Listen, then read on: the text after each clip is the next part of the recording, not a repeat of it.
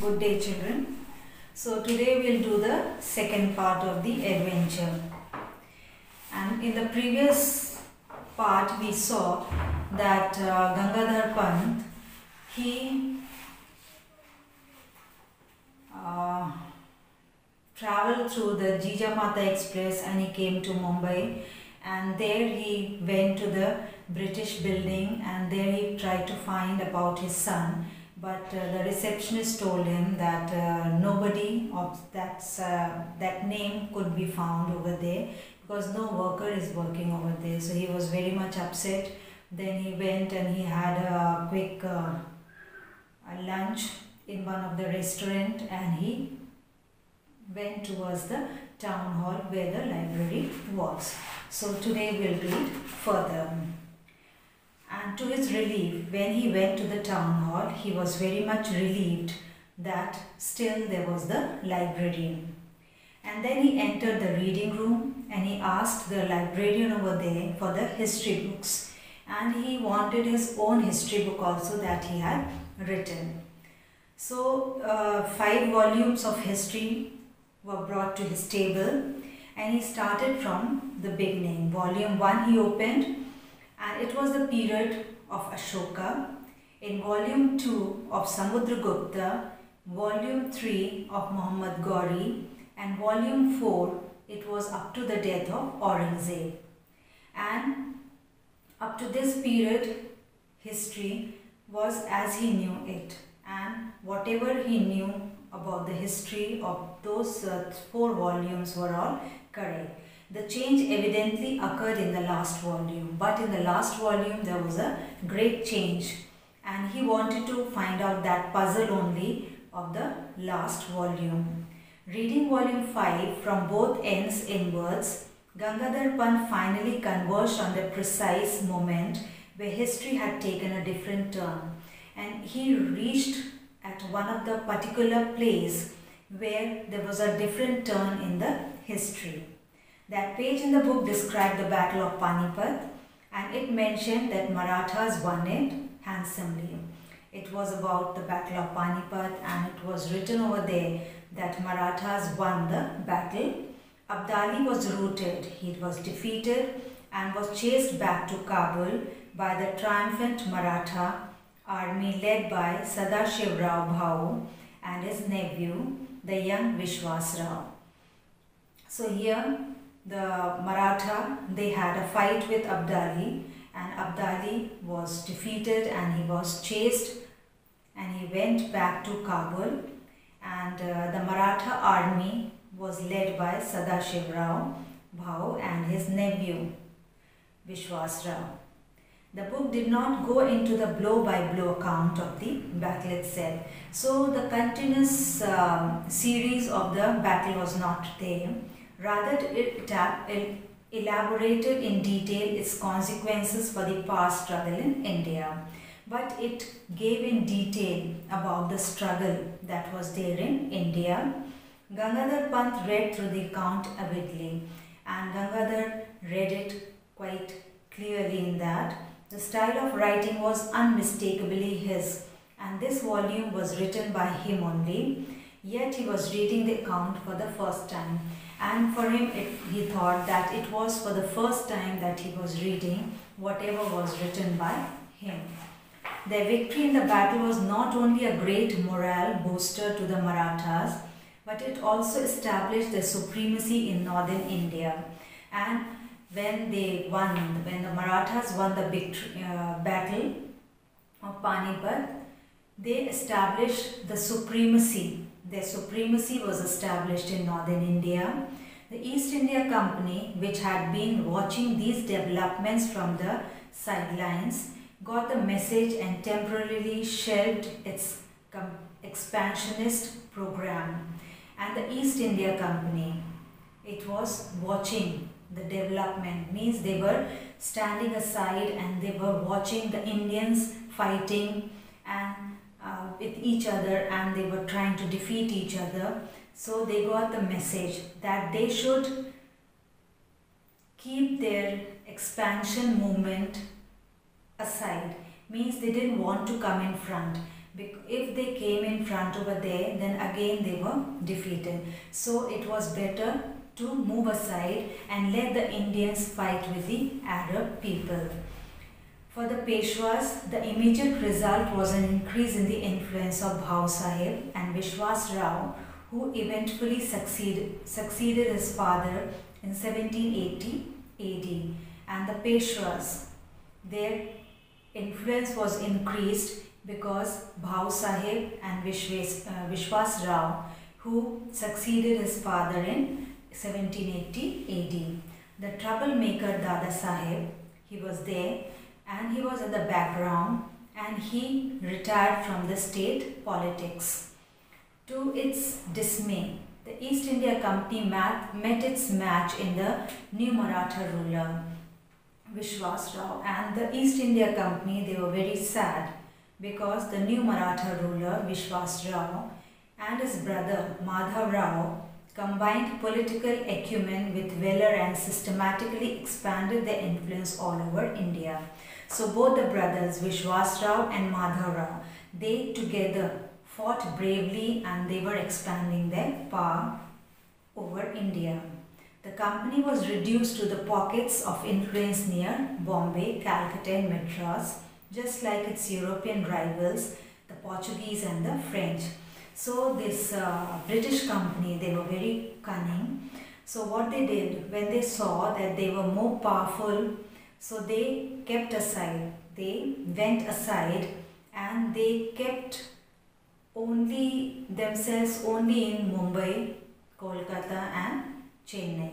In these places they confined themselves, they didn't come up forward, because if they came forward, these two brothers might have defeated them. So their rivals were Portuguese and French over there. So they were trying to fight these Portuguese and French and remove them from India.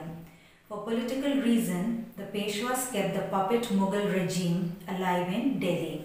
And the Peshwas, they kept the Mughal puppet. He was Bahadur Shah Zafar.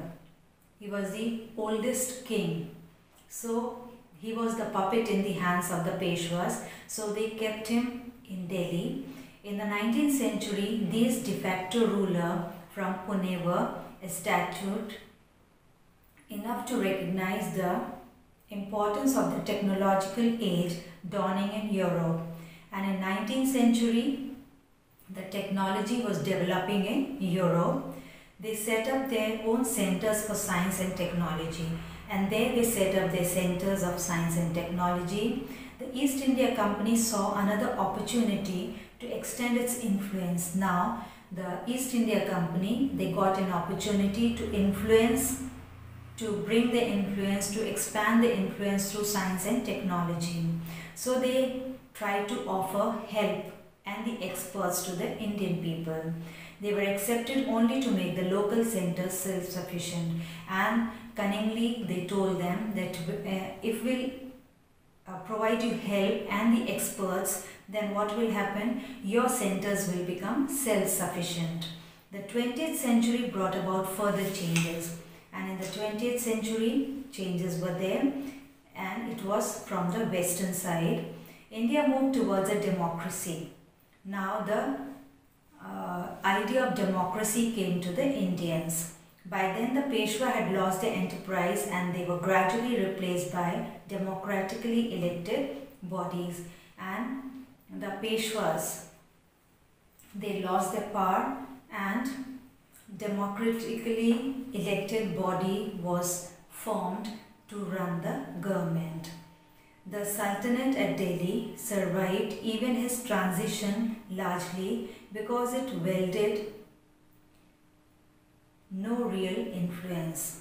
And the Sultanate at Delhi, it was surviving in this change also because there was no influence on him.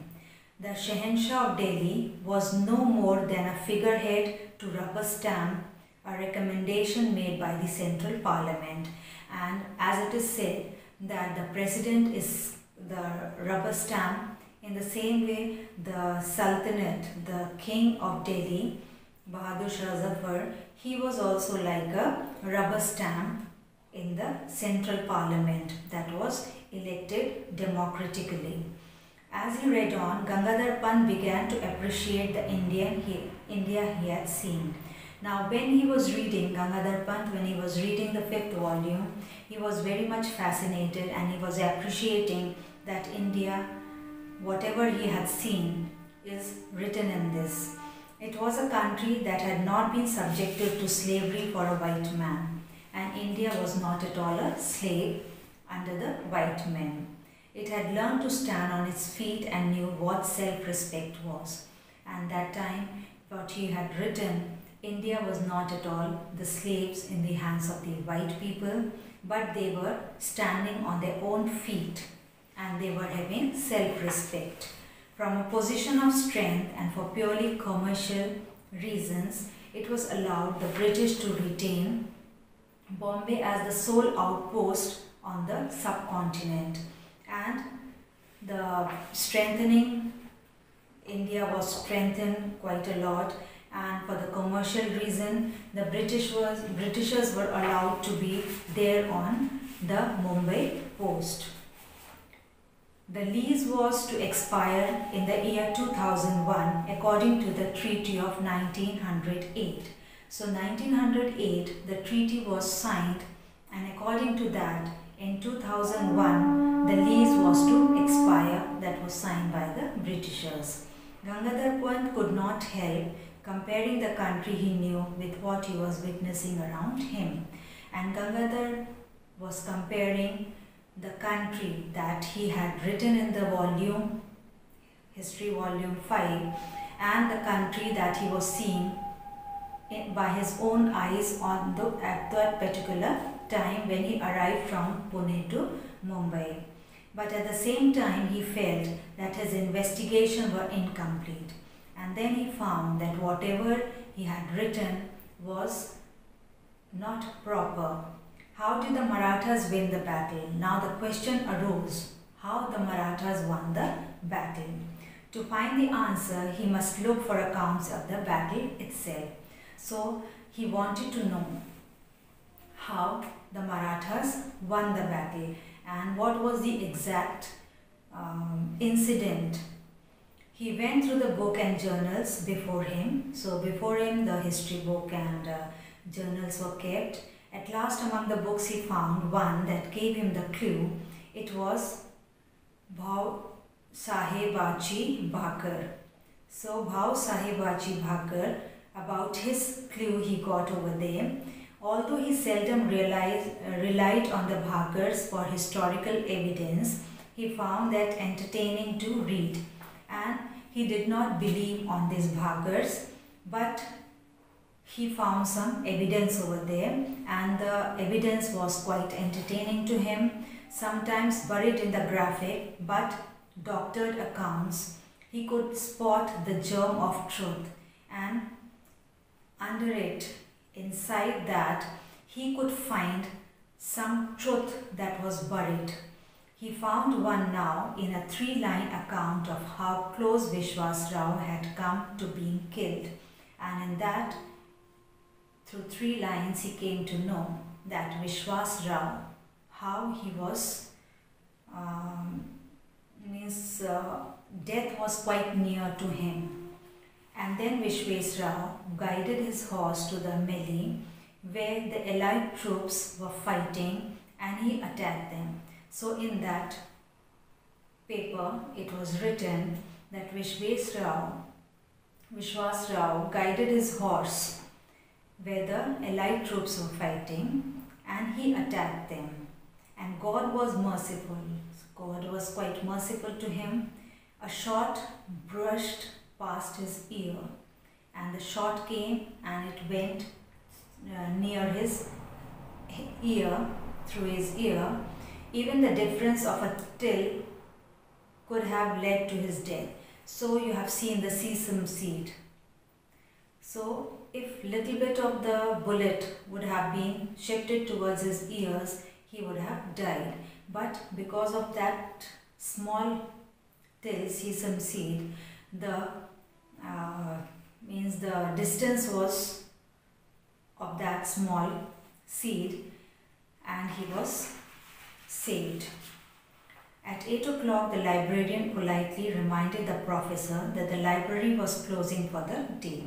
And it was 8 o'clock, the librarian came to him and he said to him that now it's time to close the library.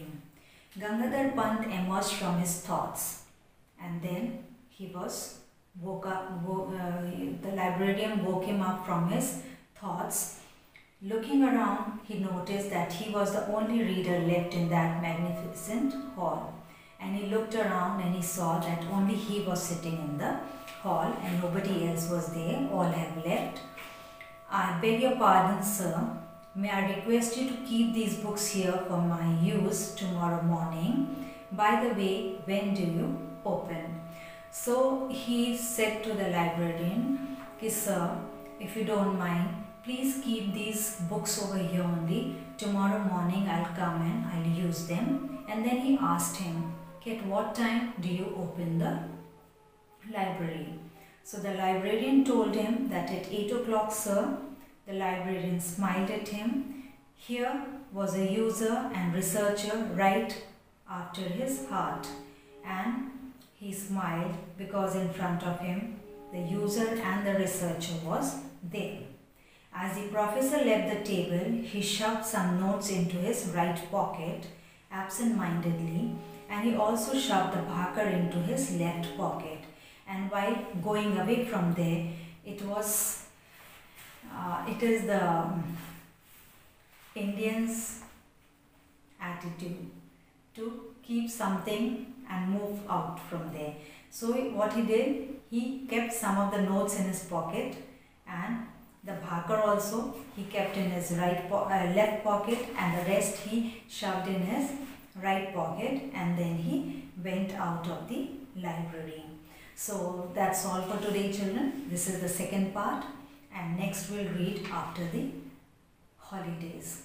So I hope, children, you'll enjoy the holidays, but be careful, and if you'll not fire crackers, and if you'll save the environment, you'll have the clean environment, then it is well and good. So good day and good luck, children.